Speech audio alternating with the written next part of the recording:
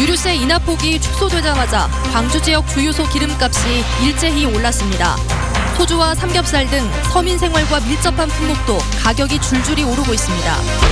전두환 신군부가 5.18을 왜곡해 해외로 전파한 영상의 제작 지시서를 광주 MBC가 추가로 입수했습니다. 어떤 의도로 영상이 만들어졌는지 명확히 드러나 있습니다.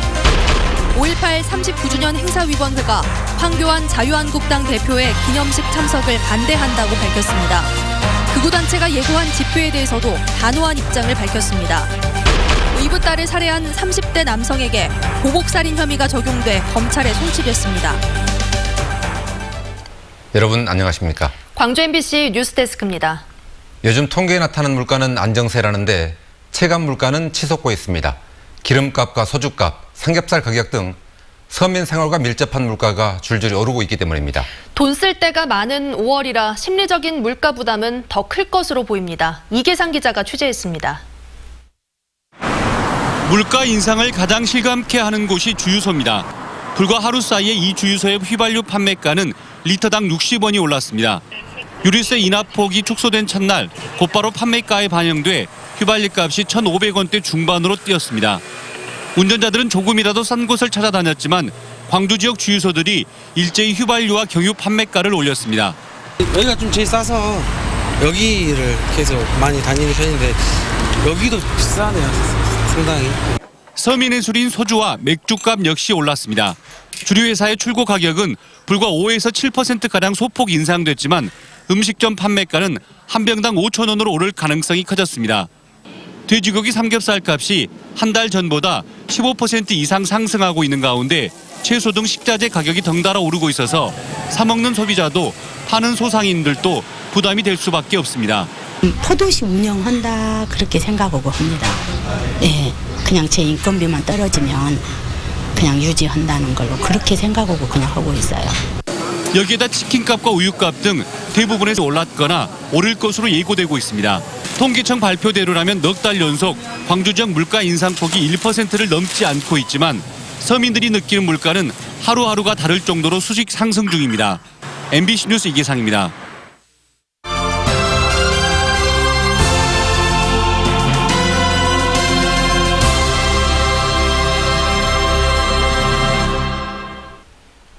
(5.18) 민주화운동을 내란 음모 사건으로 날조하기 위해서 전두환 신군부가 해외로 보낸 미공개 영상을 어제 단독으로 공개해드렸습니다. 당시 이 영상의 제작 지시서를 추가로 확보해서 분석해봤더니 누가 어떤 의도로 영상을 만들었는지 더 분명해졌습니다. 보도에 김인정 기자입니다. 당시 문화공보부 산하 국립영화제작소의 영화 광주사태 제작 지시서입니다. 열흘 안에 영화를 만들라는 영화 제작 지시가 내려온 건 5.18이 얼마 지나지 않은 1980년 7월 18일. 영상의 목적은 5.18 전말에 대한 해외 동포 및 외국인들의 이해 촉구로 해외 홍보용이라고 명시돼 있습니다. 해당 영상이 해외 홍보용으로 제작된 것으로 봐서 그 당시 해외 공보관을 통해 배포될 가능성은 있으나 현재 저희 쪽에서 관련된 문서나 기록물이 남아있지 않아서 정확한 활용 경위는 파악할 수 없는 상황입니다. 내용을 보면 12.6 사건부터 계엄 확대, 이른바 광주 사태 전말, 끝으론 활기찬 광주를 보여주라고 지시합니다. 광주 진압을 정당화하려는 시나리오인 겁니다. 영문 시나리오에는 실탄 없이 질서 회복을 하려 했다고 거듭 강조해둔 흔적이 보입니다. 무장한 폭도들 때문에 시민들이 공포에 떨었다고 강하게 왜곡하려다 공포로 인해 시민들이 냉담해졌다고 고친 흔적 등도 생생히 남아 있습니다. 배우를 쓴 듯 5명에 대해 출연료가 책정돼 있는 부분도 주목할 만합니다. 이 콘티와 시나리오를 해당 영상과 대조해봤습니다. 콘티에는 있는 계엄군 철수와 계엄군 최후 진압 장면 등이 영상에는 없습니다. 전체 10분 길이의 제작물에서 영상은 사라지고 음성만 남은 3분 분량이 바로 계엄군 등장 장면일 가능성이 큽니다. 계엄군이 뭔가 시민들에게 했던 어떤 부적절할 수 있는 계엄군 입장에서 논란이 될 수 있는 영상들일 가능성이 매우 높다. 영상이 제작된 뒤 삭제됐다면 누가 어떤 의도로 그랬는지, 또 당시 계엄군의 진입 상황을 담은 정부의 영상 기록이 더 남아있는지 면밀한 조사가 필요해 보입니다. MBC 뉴스 김민정입니다. 5.18 39주년 행사위원회가 자유한국당 황교안 대표의 기념식 참석을 반대한다고 밝혔습니다. 사실상 오지 말라는 경고로 보이는데 황 대표는 물론 구구 보수단체까지 광주에 오겠다고 예고한 마당이어서 충돌마저 우려되고 있습니다. 보도에 송정근 기자입니다. 지난주 광주에서 문재인 정부 규탄 집회를 열려다 봉변을 당했던 자유한국당 황교안 대표와 지도부가 5.18 39주년 기념식 참석을 공식화했습니다. 5.18 유공자를 괴물집단으로 표현한 의원들에게 면죄부를 주고 5.18 진상조사위 출범을 노골적으로 지연시키고 있는 사람들입니다. 5.18 39주년 행사위원회는 이들의 5.18 기념식 참석을 반대한다고 밝혔습니다. 황교안 자유한국당 대표가 전야제든 기념식이든 오는 문제에 대해서는 단호하게 반대한다. 5.18 유공자 명단을 공개하라고 주장해온 구구 보수단체들도 5.18 기념식 날 국립 5.18 묘지와 금남로 일대에서 집회를 예고했습니다.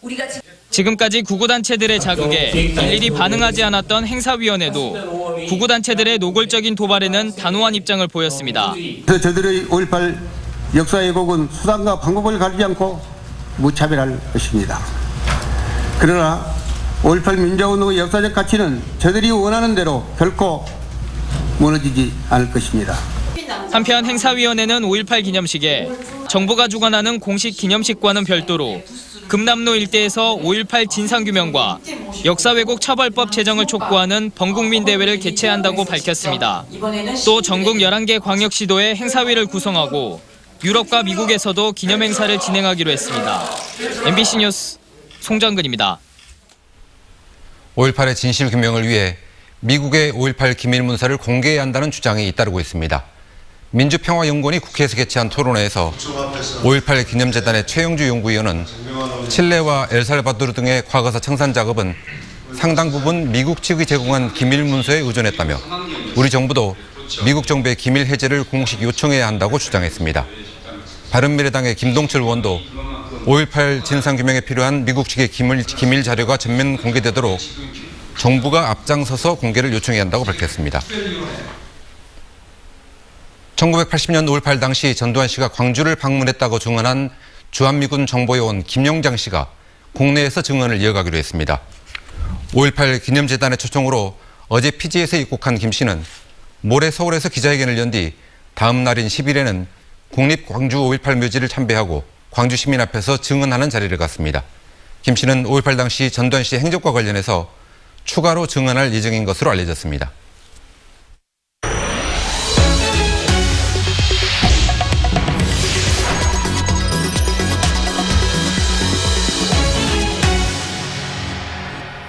(12살) 의붓딸을 살해한 김모 씨에 대한 경찰 수사가 마무리됐습니다. 김 씨는 오늘 검찰로 송치되면서 숨진 딸에게 미안하다는 말을 남겼습니다. 우종훈 기자입니다.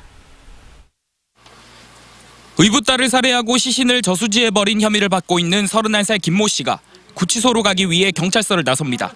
혐의를 인정하냐는 기자들의 질문에 고개를 끄덕이더니 잠시 뒤 미안하다는 말을 내뱉습니다. 혹시 딸에게 미안한 마음 없습니까? 죄송합니다. 딸에게 한 말씀만 해주세요. 미안하다. 정말 미안하고 죄송합니다. 경찰은 김 씨의 혐의를 살인에서 보복살인으로 변경했습니다. 의붓딸이 성범죄로 자신을 신고한 것에 앙심을 품고 범행을 저질렀다고 김 씨가 자백했기 때문입니다. 특가법상 보복살인죄는 10년 이상의 징역에 처하도록 돼 있어 최하 5년 이상인 살인죄보다 형량이 2배 무겁습니다. 경찰은 살인사건의 발단이 되기도 했던 김 씨의 성범죄 혐의에 대해서도 별도로 수사를 진행해 검찰의 기소 의견으로 송치했습니다. 구속을 면한 친어머니 유 씨에 대한 경찰 수사도 속도를 내고 있습니다. 경찰은 유 씨가 살해 현장에 있으면서도 남편의 범행을 말리지 않았고 시신을 버리러 간 남편을 신고하지 않은 점 등으로 미뤄 유 씨가 범행에 가담했다고 판단하고 있습니다. 증거 부족 등의 이유로 영장이 기각된 만큼 경찰은 유 씨의 범행 가담을 입증하는 직접 증거를 찾아 구속영장을 다시 신청할 계획입니다. MBC 뉴스 우종훈입니다. 신안의 천사대교가 개통한 지 한 달이 지났습니다. 그 사이에 방문객이 늘어나면서 도로의 교통난이 심해지자 일부 섬 주민들은 새로 건설한 다리를 놔두고 다시 뱃길을 이용하고 있습니다. 문현철 기자가 취재했습니다.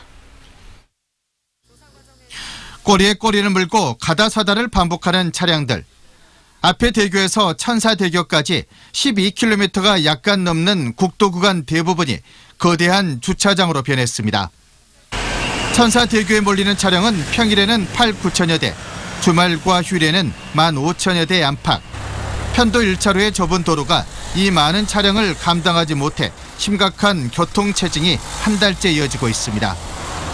주말에 너무 많이 막혀가지고 보통 2시간, 3시간 그 이상 걸릴 때도 있고요. 그러니까 외지에서 관광객분들이 많이 또 오고 하다 보니까 이런 현상이 발생한 것 같습니다. 30분이면 넉넉했던 앞에 대교에서 천사대교까지 거리가 평일에는 1시간, 휴일에는 2시간 이상 걸리고 있습니다. 천사대교를 오가는 찻길이 꽉 막히면서 다시 뱃길을 선택하는 섬 주민들이 크게 늘고 있습니다. 안좌 등 일부 섬은 차로 2시간 이상 걸리지만 배는 1시간이면 족하고 상대적으로 비용도 저렴하기 때문입니다. 될 때도 있고요. 만상도 안 될 때도 있고 그때 상황에 따라서 조금씩 달라지는데 최근 보니까 많이 늘었어요. 급해진 국토부와 신안군이 국도 확장과 함께 병목 현상이 심한 앞배읍 삼거리의 우회도로 개설을 서두르기로 했습니다. 근본적인 해결을 위해서 천사대교에서 읍소재지 구간은 가변 3차로를 반영 추진하고 앞에 대교에서 읍소재지 구간은 4차로로 국도, 국지도 5개년 계획에 반영하여 추진토록 해나가겠습니다. 하지만 예산 지원이 지지부진하다 보니 이들 인프라가 개선되기까지 적어도 수년은 더 기다려야 하는 상황입니다. 다도해와 어우러져 뼈난 풍광을 자랑하는 천사대교. 유명세에 못지않게 교통 대란이란 홍역도 함께 치르고 있습니다. MBC 뉴스 문현철입니다. 우선협상 대상자 선정 과정에서 부정 의혹이 제기된 광주 민간공원 2단계 특례 사업에 대해 검찰이 수사에 나섰습니다. 광주지검은 최근 광주시로부터 우선협상 대상자 선정 과정 전반에 대한 자료를 받아 조사하고 있습니다. 또 이 사건의 고발인인 광주경실련 관계자들을 참고인 자격으로 불러 조사할 계획입니다. 경실련은 사업자 평가 점수가 사전 유출된 점과 광주시가 규정과 다르게 탈락업체 이의 제기를 수용하고 특정 감사를 실시한 점 등에 대해 의혹을 제기했습니다. 주 52시간 근무제 시행을 앞두고 광주 시내버스 노사의 임금 협상이 난항하고 있는 가운데 노조가 파업 찬반 투표에 들어갑니다. 광주 시내버스 노조는 내일 저녁과 모레 오전 이틀 동안 각 회사 차고지별로 파업 여부를 묻는 찬반 투표를 거쳐 15일부터 파업에 돌입하기로 했습니다. 노조는 내일로 예정돼 있는 지방노동위원회 특별조정회의에서 조정이 이루어지지 않으면 조정 기간을 연장하지 않고 예정대로 파업에 돌입한다는 방침입니다. 보건의료 노조가 국립대병원 파견 용역 노동자의 정규직 전환을 요구하며 전남대병원에서 천막농성에 돌입했습니다. 보건의료 노조 광주 전남 지부는 정부가 공공기관 비정규직 제로 시대를 선포한 지 2년이 돼가지만 국립대병원 파견 용역직의 정규직 전환율은 0%라며 비정규직 문제 해결에 앞장서야 할 국립대병원이 직무를 유기하고 있다고 주장했습니다. 그러면서 정규직 전환이 이루어질 때까지 천막농성을 이어갈 것이라고 밝혔습니다. 기아 타이거즈의 성적 부진이 관중 감소로 이어지고 있습니다. KBC에 따르면 지난 5일까지 광주 홈에서 치러진 15경기의 평균 관중은 1,278명으로 지난해 시즌에 비해 2,200여 명, 비율로는 18%가 줄어든 것으로 집계됐습니다. 또 관중 감소율이 KT 28%에 이어 10개 구단 가운데 두 번째로 높았고 매진 기록은 단 한 차례뿐이었던 것으로 나타났습니다. 대인예술 야시장의 주차난을 해소하기 위해 주차타워가 신설됩니다. 광주 동구는 전통시장 주차 환경 개선 공모 사업에 선정돼 국비와 시비 등 47억 원을 확보했습니다.